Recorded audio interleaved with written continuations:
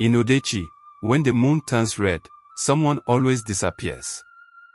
That's the first thing you need to know about this place. My name is Obi, and I was born here. I've lived here all my life. I've seen things that make the strongest men tremble. Udechi is not like other villages. It sits hidden deep in the forest, surrounded by ancient trees that block the sunlight, even during the day. The air here is heavy, almost alive, like it's watching you. People from outside don't come here often, and when they do, they never stay long. Some don't leave at all.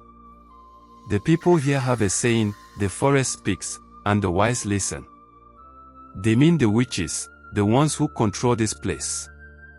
They don't live in huts like us. They live in the shadows, blending with the trees, watching, waiting. I never forget the night the moon turned red and my cousin Nena vanished. She was just 17.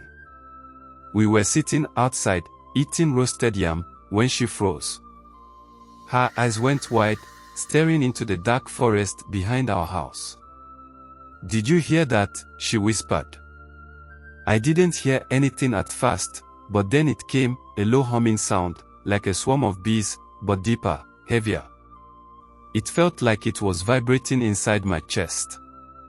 Nena stood up, her body stiff like she wasn't in control. "Nena, sit down," I said, grabbing her arm. But her skin was ice cold, and her eyes, they weren't her eyes anymore. They were completely black, no whites, just darkness. She turned and started walking toward the forest. I ran after her, shouting her name, but she didn't stop. The humming grew louder, and I swear the trees moved on their own, opening a path for her. Then I saw them, shadows moving in the dark. They had no faces, just outlines, like the forest itself was alive and had swallowed them. I tried to pull her back, but my hands went numb, and the air around us felt like fire and ice at the same time. I fell to the ground, and when I looked up, she was gone. We searched for her for days, but deep down, I knew she was never coming back. Nobody who enters the witch's forest ever does. I've seen other things, too. Like the time an old man named Is dared to cut down a tree in the forbidden part of the forest. That night, his house caught fire, but the flames were blue, and they didn't spread to the grass or the other huts. By morning, there was nothing left of him or his family. Then there's the market square. It's the only place in the village that feels safe. But even there, you have to be careful. The elders say never to look too long at the carved totems. They are supposed to protect us, but if you stare at them, they'll blink.